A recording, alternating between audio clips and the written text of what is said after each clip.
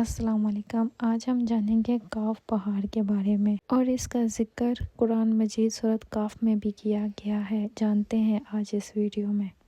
اردو کور کے معزز دوستو، کیا آپ نے کبھی کاف کے پہاڑ کے بارے میں سنا ہے؟ ایک ایسا پہاڑ جہاں ہمیشہ اندھیرا رہتا ہے، جہاں چاند، سورج اور ستاروں کی روشنی نہیں پہنچ پاتی۔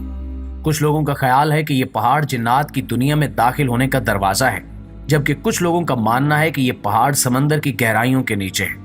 یہاں تک کہ کچھ لوگ تو اس پہاڑ کو قرآن میں موجود سورہ کاف سے بھی جوڑتے ہیں۔ لہٰذا سوال یہ ہے کہ آخر یہ ہے کہاں، اور کیا واقعی وہاں مافوق الفطرت مخلوقات موجود ہیں؟ پیارے دوستو، کاف کو کوہ کاف یا جبل کاف کے نام سے بھی جانا جاتا ہے۔ یہ پہاڑ عربی اور ایرانی ثقافتوں میں ایک پراسرار پہاڑی ہے اور اسے زمین کا بالکل آخری کنارہ سمجھا جاتا ہے، جہاں تک کوئی بھی پہنچ نہیں سکتا۔ مشرق وسطیٰ کی افسانوی داستانوں کے مطابق اس جگہ ایک عجیب الخلقت پرندہ موجود ہے جو جسامت میں اتنا بڑا ہے کہ ایک پورے ہاتھی کو اپنے پنجوں میں اٹھا سکتا ہے۔ شیعہ فقہ کے مطابق ان کا امام جو قیامت سے پہلے ظاہر ہوگا اسی کاف پہاڑ میں کہیں موجود ہے، اور یہی وجہ ہے کہ یہ پہاڑ کسی کو نظر نہیں آتا۔ جبکہ مشہور تاریخ دان الطبری کے مطابق اللہ نے کاف پہاڑ کو دنیا کے گرد تخلیق کیا ہے۔ یہ تمام دنیا اس پہاڑ کے دامن میں ایسے ہے جیسے ایک انگلی میں انگوٹھی۔ کوئی انسان وہاں پہنچ نہیں سکتا، کیونکہ وہاں پہنچنے کے لیے 4 مہینے اندھیرے میں سفر کرنا پڑے گا۔ یہ وہ پہاڑ ہے جہاں نہ سورج ہے، نہ چاند اور نہ ستارے، اور یہ پہاڑ انتہائی شوخ نیلے رنگ کا ہے، جس کی وجہ سے آسمان ہمیں نیلا نظر آتا ہے۔ ناظرین گرامی، یہ دراصل اسی پہاڑ کا عکس کردہ رنگ ہے۔ اگر یہ پہاڑ نہ ہوتا تو آسمان کا رنگ بھی نیلا نہ ہوتا۔ اس کے علاوہ رابرٹ لیبلنگ کی مشہور کتاب legend of the fire spirits کے ایک باب میں وہ الطبری کا بیان کردہ ایک واقعہ ذکر کرتا ہے، جس میں حضور اکرم صلی اللہ علیہ وآلہ وسلم اور حضرت علی رضی اللہ تعالیٰ عنہ کے درمیان ایک دلچسپ گفتگو کا احوال موجود ہے۔ اس گفتگو میں حضور اکرم صلی اللہ علیہ وآلہ وسلم نے 2 پراسرار شہروں اور ان کا کاف پہاڑ سے تعلق بیان فرمایا ہے۔ آپ نے فرمایا کہ ایک شہر جابلکا ہے جو مشرق میں ہے، اور دوسرا شہر جابلسا ہے جو مغرب میں ہے، اور یہ دونوں شہر زمرد سے بنے ہیں۔ حضرت علی رضی اللہ تعالیٰ عنہ نے سوال کیا کہ یا رسول اللہ، کیا یہ دونوں شہر ہماری دنیا میں موجود ہیں؟ تو آپ صلی اللہ علیہ وآلہ وسلم نے فرمایا کہ یہ دونوں شہر مکمل تاریکی میں ہیں اور یہ کاف پہاڑ سے ملے ہوئے ہیں۔ آپ صلی اللہ علیہ وآلہ وسلم نے فرمایا کہ ہر شہر کی نگرانی کے لیے ایک قلعہ ہے، اور اس قلعے میں 1000 آدمی وہاں نگرانی کرتے ہیں۔ آپ صلی اللہ علیہ وآلہ وسلم نے مزید فرمایا کہ ان دونوں شہروں میں موجود لوگ نہ حضرت آدم کو جانتے ہیں اور نہ ابلیس کو، یہاں تک کہ یہ لوگ چاند اور سورج کے بارے میں بھی نہیں جانتے کہ اللہ نے چاند اور سورج بھی تخلیق کر رکھے ہیں۔ جو روشنی ان تک پہنچتی ہے وہ کاف پہاڑ کی روشنی ہے، اور وہاں موجود لوگ جڑی بوٹیاں کھاتے ہیں اور ان کے بدن پر کوئی کپڑا نہیں ہوتا۔ حضرت علی رضی اللہ تعالیٰ عنہ نے پوچھا کہ یا رسول اللہ، تو کیا وہ لوگ فرشتے ہیں؟ تو آپ صلی اللہ علیہ وآلہ وسلم نے فرمایا کہ نہیں، وہ فرشتے نہیں ہیں، لیکن اللہ کی فرما برداری میں وہ بالکل فرشتوں کی طرح ہیں۔ ان شہروں میں سب مرد ہیں اور وہاں کوئی عورت یا بچہ نہیں ہے۔ پھر حضور اکرم صلی اللہ علیہ وآلہ وسلم نے فرمایا کہ معراج کی رات ان کی ملاقات ان شہر کے لوگوں سے ہوئی، اور انہوں نے آپ صلی اللہ علیہ وآلہ وسلم کی دعوت کو قبول کیا اور مسلمان ہو گئے۔ آپ صلی اللہ علیہ وآلہ وسلم نے فرمایا کہ وہاں تک پہنچنا انتہائی مشکل ہے، کیونکہ وہاں پہنچنے کے لیے 4 مہینے مسلسل اندھیرے میں چلنا پڑتا ہے۔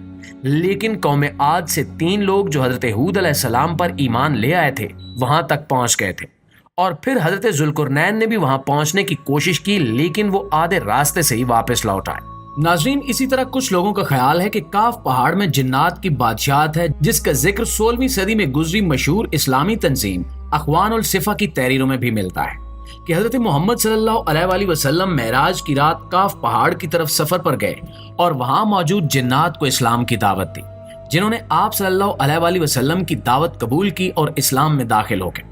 اسی طرح حضرت ابن عباس فرماتے ہیں کہ رسول اللہ صلی اللہ علیہ وآلہ وسلم ہمارے پاس تشریف لائے جب ہم مسجد نبوی میں حلقہ بنا کر بیٹھے تھے۔ آپ صلی اللہ علیہ وآلہ وسلم نے فرمایا کہ کیا کر رہے ہو؟ ہم نے عرض کیا کہ ہم سورج کے متعلق غور کر رہے ہیں کہ وہ کیسے طلوع ہوتا ہے اور کیسے غروب ہوتا ہے۔ فرمایا تم نے اچھا کیا، اس طرح سے مخلوق میں فکر کرو، خالق کی فکر مت کرنا، کیونکہ اللہ جس کے لیے جو چاہتا ہے پیدا کرتا ہے۔ تم اس سے تعجب کرو کہ کوہ کاف سے آگے 7 سمندر ہے، ہر سمندر 500 سال سفر کرنے کے برابر طویل ہے، और उससे आगे 7 जमीनें भी हैं जिनका नूर इनके बासियों के लिए चमकता है। उस कोए काफ के आगे 70,000 मखलूकात हैं जो उड़ती हैं। इनको परिंदों की शक्ल में पैदा किया गया है। ये मखलूकात और इनका बच्चा पैदा होते ही हवा में उड़ने लगते हैं। ये अपनी तस्बीह की अदायगी में जरा बराबर वक्फा नहीं करते। इनका खाना भी हवा है, इनका पीना भी हवा है, इनका लिबास भी हवा है, इनके बर्तन भी हवा के हैं। वो ये नहीं जानते कि अल्लाह ने हजरत आदम को पैदा किया है और न इब्लीस को जानते हैं और न ही इब्लीस की औलाद को जानते हैं।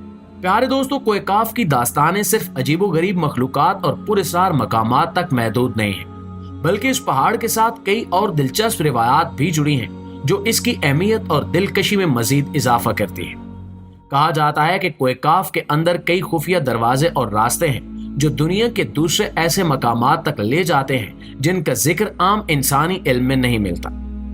एक कदीम रिवायत के मुताबिक कोए काफ की पहाड़ियों के नीचे जेरे जमीन खजाने छुपे हुए हैं जिनकी हिफाजत जिन्नात की फौजें करती हैं। ये खजाने सोने, चांदी और कीमती पत्थरों से भरे हुए हैं, लेकिन इन तक रसाई सिर्फ उन्हीं लोगों को मिलती है जो जादुई या रूहानी ताकतों के हामिल हैं।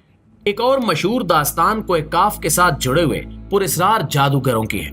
कहा जाता है कि कोए काफ के एक हिस्से में ऐसे जादूगर बसते हैं जो अपनी ताकतों की मदद से दुनिया के मुख्तलिफ मकामात पर असरअंदाज होते हैं। इन जादूगरों के बारे में कहा जाता है कि वो सदियों से जिंदा हैं और अपनी शक्लें बदलने की सलाहियत रखते हैं। इन्होंने ऐसी किताबें लिखी हैं जिनमें दुनिया के पोशीदा उलूम का जिक्र है और इन उलूम तक रसाई सिर्फ उन्हीं लोगों को हासिल होती है जो इन जादूगरों के साथ राब्ता कायम कर सके। ये जादूगर पहाड़ के अंदर मौजूद एक खुफिया शहर में रहते हैं जिसे आम आंखों से नहीं देखा जा सकता, और वहां के कवानीन और जिंदगी की सूरतें दुनियावी हकायक से बिल्कुल मुख्तलिफ हैं।